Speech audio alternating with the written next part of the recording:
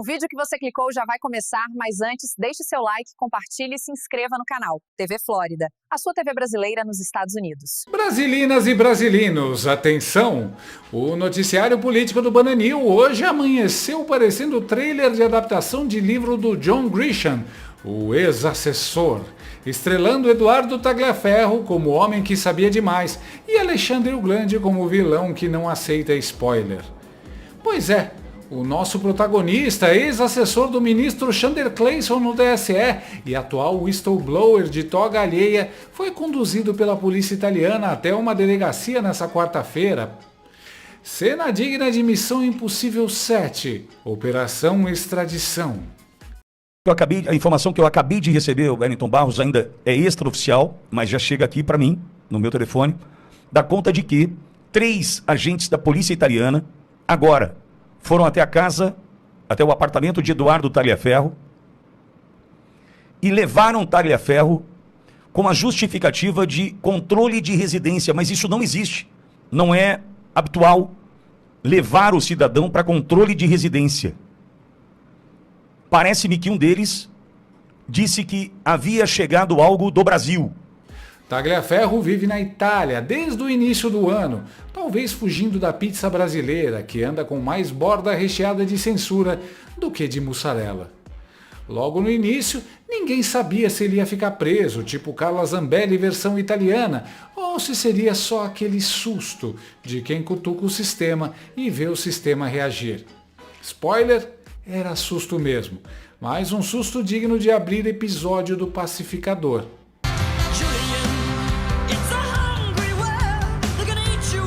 A revista Oeste confirmou com o advogado de Tagliaferro, Eduardo Kuntz, sim, ele mesmo, o advogado com nome de vilão alemão de filme da Marvel, que o perito foi levado à delegacia pela manhã.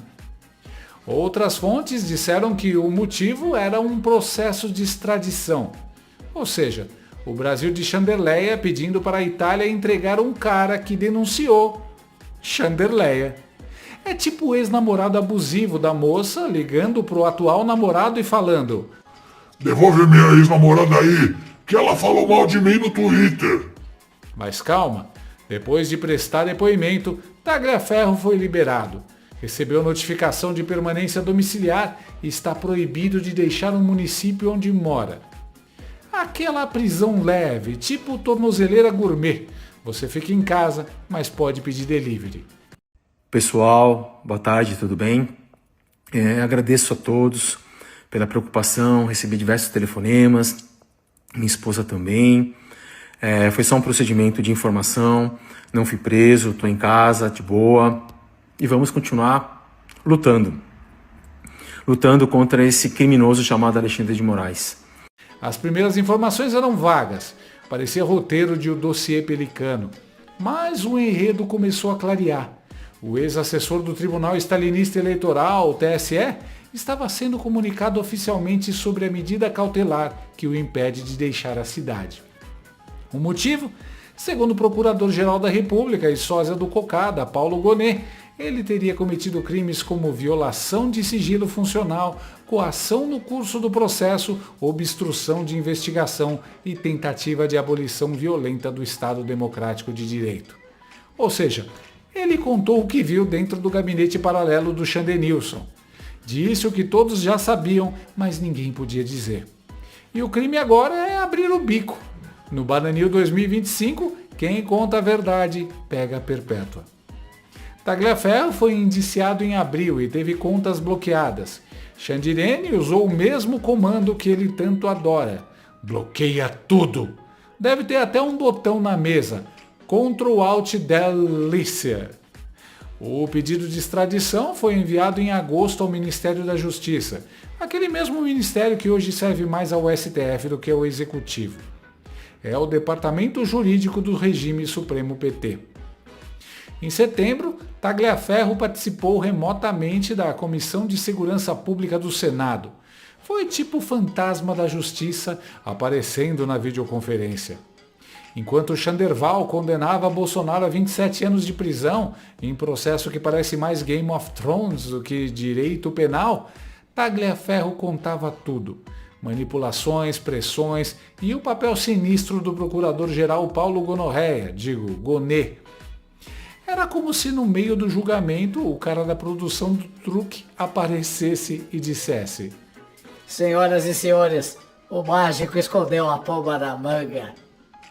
Seu advogado, Eduardo Kuntz, soltou um comunicado épico nas redes. Eduardo Tagliaferro foi detido na Itália. A notícia pode causar preocupação, mas é preciso deixar algo muito claro. As provas que ele reuniu estão seguras e intocáveis. Desde o início, Eduardo sabia dos riscos que corria. Ele mesmo já havia alertado que se um dia tentassem calá-lo, outros dariam continuidade ao seu trabalho e garantiriam que nada fosse escondido. Ou seja, o cara montou uma bomba de informação. E se o STF apertar demais, vem aí o maior vazamento judicial da história. Kuntz ainda disse que a tentativa de silenciá-lo só reforça o peso das denúncias. Traduzindo, quanto mais o Xandão surta, mais parece culpado. Resumindo, um whistleblower foge do país, apresenta provas contra o juiz mais poderoso do Brasil e esse juiz usa a máquina do Estado para pedir a cabeça dele. Isso não é Estado democrático de direito. Isso é Inimigo do Estado, aquele filme do Will Smith, versão terceiro mundo, dirigido por Zé Dirceu e roteirizado por um estagiário da Globo News. Mas o desfecho é delicioso. A justiça italiana negou o pedido de prisão feito por Xandemônio. A Corte de Apelo de Catanzaro decretou só medidas cautelares. É como dizer: tá bom, Xandão, a gente finge que ouviu, mas vai sentar em cima desse processo. E olha que detalhe, dessa vez o Xander Clayson nem acionou a Interpol. Pediu direto para os seus parças italianos, talvez os mesmos que esconderam as imagens daquela farsa da agressão ao bebê do Xandão no aeroporto de Roma. A pergunta que fica é: por que um juiz italiano ainda dá ouvidos a um sujeito sancionado por violações de direitos humanos pelos Estados Unidos? Em tese, ele nem podia apreciar o caso. É tipo Hannibal Lecter pedindo um delivery de gente. E aqui está o placar. Estados Unidos negam a extradição de Alan dos Santos. Espanha negou a extradição de Oswaldo Eustáquio. Itália agora nega a de Tagliaferro. 3 países, 3 recusas. Xandão já pode pedir música no Fantástico. Eu vou querer ouvir uma Marília Mendonça, uma Nayara Azevedo ou uma Eri Maraíza. Eu quero ouvir uma sofrência. É o recorde supremo da vergonha internacional. Parabéns ao STF, que permite que um bode que joga xadrez, aquele mesmo que acha que pode legislar, julgar e governar, vire piada internacional. E o Brasil segue firme na sua vocação de novela mexicana misturada com Operação Lava Cérebros. Mais tarde, já livre, em entrevista ao Paulo Figueiredo, o ex-assessor arrependido, ou melhor, desperto, Eduardo Tagliaferro, resolveu abrir o bico. E o que saiu de lá não foi pouca coisa. Assim que eu falei aquele dia, eu falei no dia 30/7, no programa do Alan, né? No dia 30/7 eu falei ao vivo no programa do Alan, quando foi aplicada a Magnística, e no dia posterior, 31/7, Moraes já pediu minha prisão.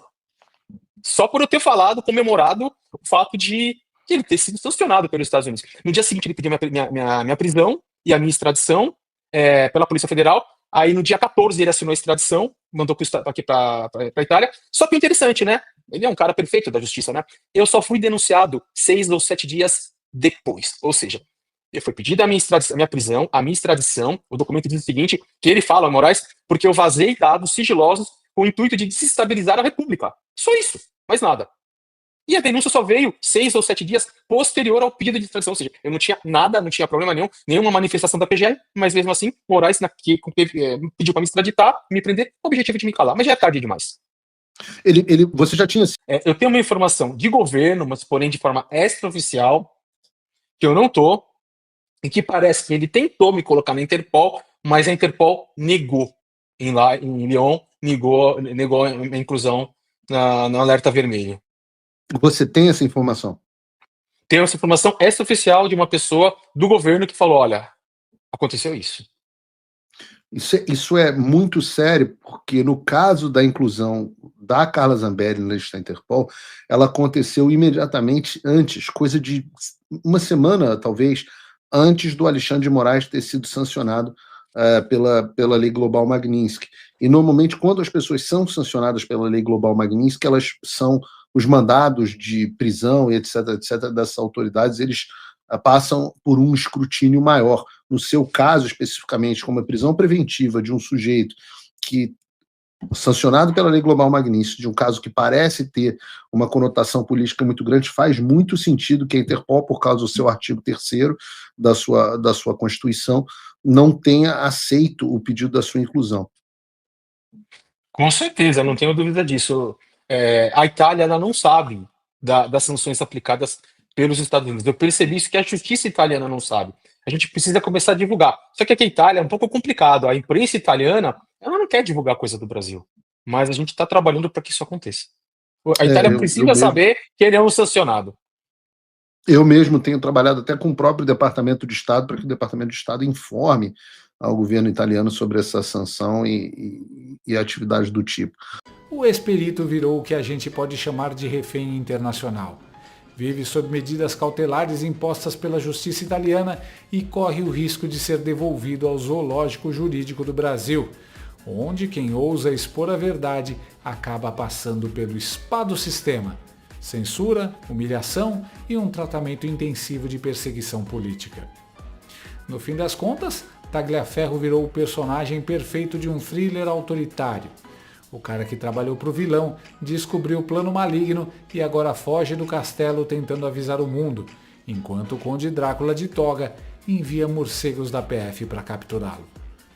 Se a Itália quiser mesmo devolvê-lo, é bom mandar junto um colete de aço e um passaporte da ONU, porque no Brasil de Xandão, quem ousa falar, é melhor falar bem baixinho. O Brasil virou o episódio 7 de Black Mirror, o juiz que queria ser Deus. E o roteiro está cada vez mais previsível. Quanto mais o Moraes tenta calar alguém, mais ele apanha lá fora. Agora já é Estados Unidos, Espanha e Itália. Próxima parada, Vaticano? Dito isso, o conselho é simples. Tagliaferro, vai para os Estados Unidos. Lá o Xandão não chega nem com um drone. Quero ver ele mandar prender alguém em território americano, depois de ter o visto suspenso e ser alvo da Lei Magnitsky. Ele vai ter que pedir ajuda para o Luigi, do Mario Bros, para cavar um túnel até Washington. Eduardo Tagliaferro foi levado, interrogado e liberado. Xandão, por outro lado, segue condenado pela opinião pública internacional. E agora, cada vez que ele abrir a boca para falar em Estado Democrático de Direito, dá para ouvir o eco vindo de Roma. Arrivederci, Xandão. No fim das contas, Alexandre de Moraes é o nosso Willy Coyote de toga. Vive gastando tempo, energia e reputação internacional tentando capturar o seu papaléguas particular, o Eduardo Tagliaferro. E quanto mais ele corre atrás, mais o papaléguas acelera e grita aquele nunu de liberdade lá de longe. E o resultado é sempre o mesmo, um plano mirabolante, um estouro espetacular e o coiote careca caindo do penhasco da diplomacia.